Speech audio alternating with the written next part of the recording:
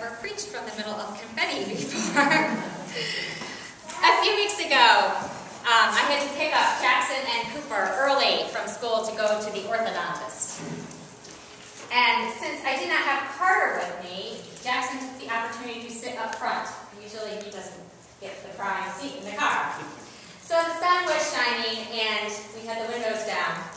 And as we made our way from one end of town to the other end of the town, Jackson proceeded to give me the lowdown on all the virtues of driving a soft-topped Jeep.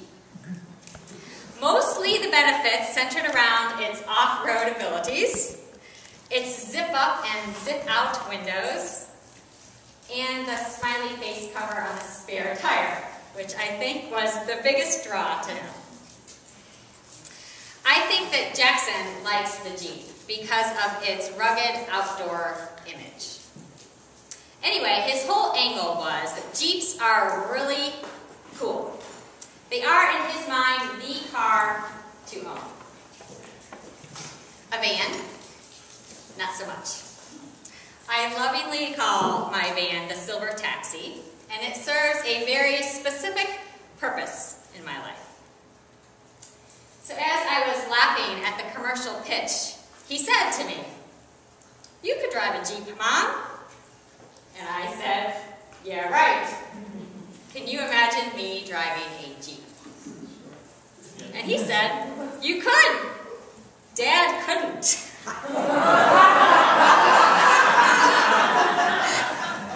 He couldn't go to work wearing a suit and drive a Jeep, but you could. Whether he meant it or not, I had just heard that I was cool enough to drive a Jeep, which made me smile a little bit. Which sent me on a trip down memory lane to my very first car, Fred. I had named my car Fred. It was given to me on my 16th birthday and was a bright yellow 1972 VW Bug with black vinyl interior. If you've driven the old style Bugs, you know that the heat comes from underneath the seat from the engine, and if you have the vent open too much, you will eventually get your feet burned. And you know that the fan belts snap often. And when I had mine, it still took leaded fuel. A good friend of mine had painted a little bumblebee that was buzzing around a rose on the door of my car. And that car said something about me. It said a lot about what was important to a 16-year-old girl. It was freedom packaged as cute, as tiny, and as fun. It also said something about what was important to my parents. It couldn't go very fast. I had to learn how to drive a stick shift. It was economical, and it also gave them freedom from having to drive me around to every activity known to man. Fred was the perfect car for me. You could ask my kids. They have never even seen the car, but they know all about it.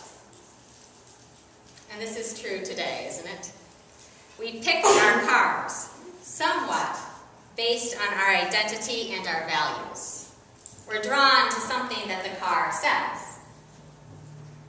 If you see a Prius, what do you think? Environmentally friendly, tree hugger, yuppie. It's a different vibe than a Hummer, right? Or a Lexus. They're successful, they're luxurious.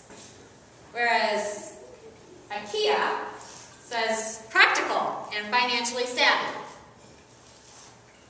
We're drawn to F-150s for very different reasons than we're drawn to minivans. And Corvettes definitely don't say the same thing as smart cars. Jesus knows about this too, that your ride says something about you. And since it's just about parade time, Jesus sends two of his best friends ahead of him to secure his means of transportation. he has very specific ideas about his ride.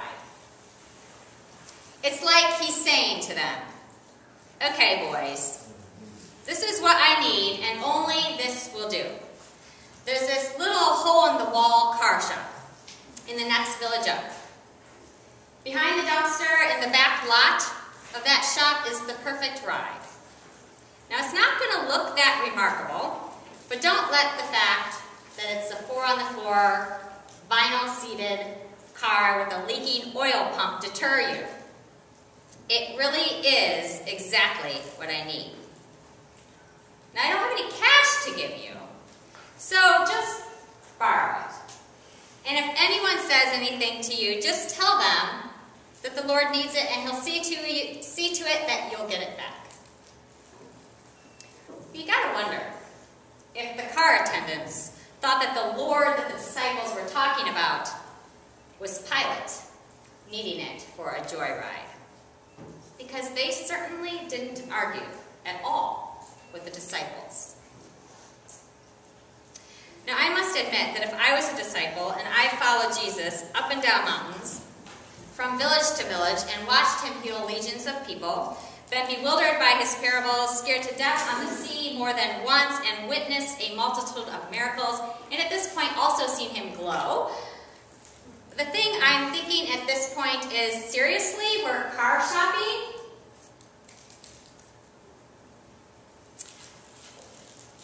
The donkey is so not the cool ride. It's interesting if you compare these stories in the Bible. The story of Palm Sunday is in Matthew, Mark, Luke, and John. But in the Gospel of Mark, the author spends more time, more parchment space on picking out the donkey than he does on the entry into Jerusalem. Isn't the parade important? I mean, isn't the parade where it's at? Because coming in from the west side of town, there's actually two parades going on. So coming in from the west side of town, we have Pilate in full military garb, riding in on a war horse with chariots and weaponry. And his message to the Jews was not only clear, but it was demeaning. Because it is, after all, Passover, the time during which the Jews celebrated their liberation from slavery.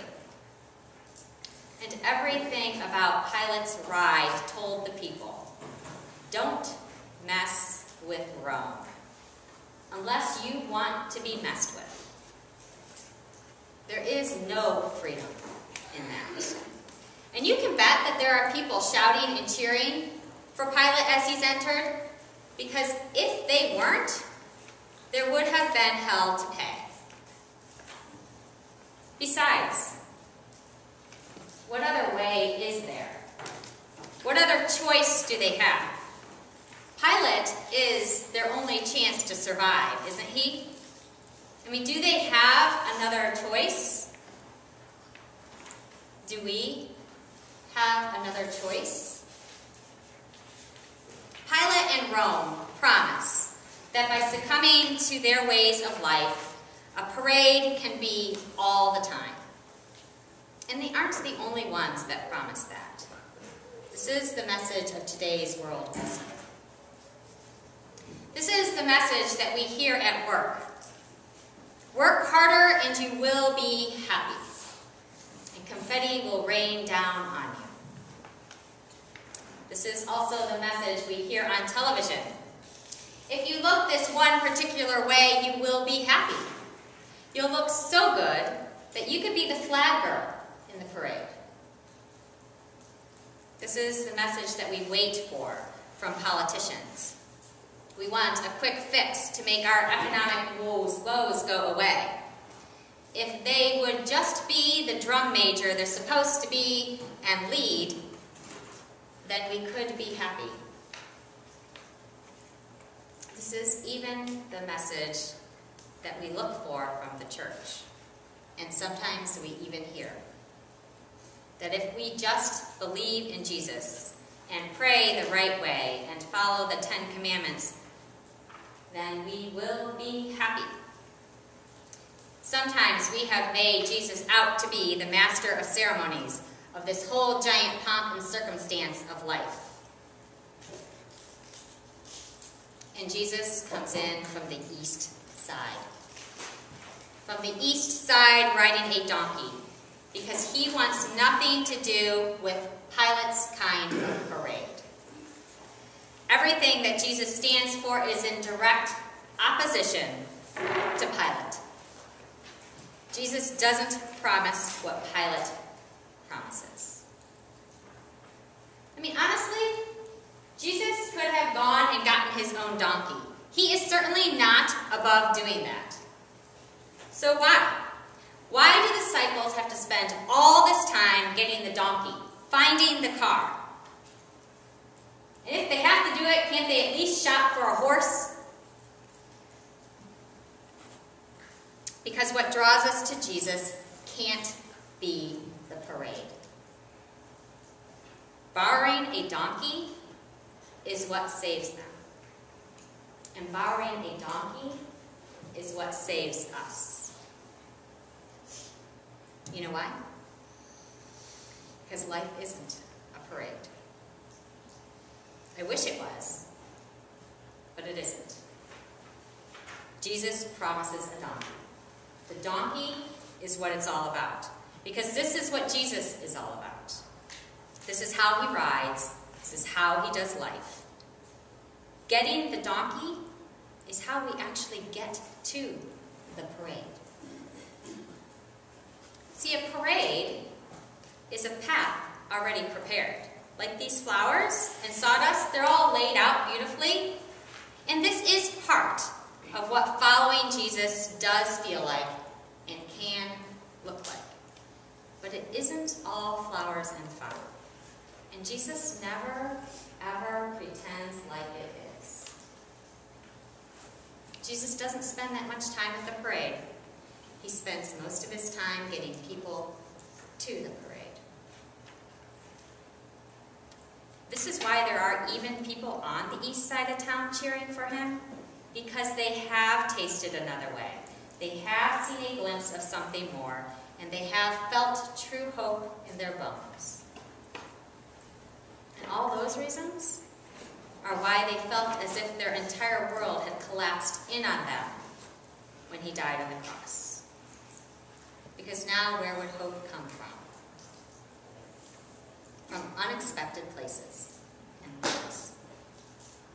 Jesus' answer to the parade of Pilate is this. It is not take what you can get. It is give what you have. It is not take care of yourself. It is sacrifice yourself. It is not do things the way they have always been done. It is question authority. It is not ride a horse and dominate others. It is go search for a donkey. Jesus' path of hope stands in direct opposition to the glittery facade that the West Side promises. And the fact of the matter is that everyone on the west side of town can't even imagine that there's another parade going on. Plus, sometimes I head over to the west side of town and I get lost there a bit in all the hubbub. There's a different type of parade, and we're all invited to participate in it. And getting to it requires a donkey. You know, it requires all those things that seem insignificant, like car shopping. And that's the thing, is the Lord doesn't say it's optional. Jesus said he requires them. He requires the donkey. He requires us to stand knee-deep in the manure of life with others. So yeah, just listening to someone matters a great deal to Jesus. Just holding their hand matters a great deal to Jesus. Just praying with someone matters a great deal to Jesus. Crying with them, loving, saving them. It matters so much that Jesus gave up his entire being for those reasons. Because Pilate is not going to do it. And that's how everyone gets to the real show in town.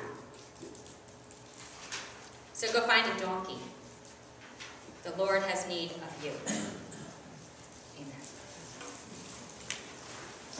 Amen.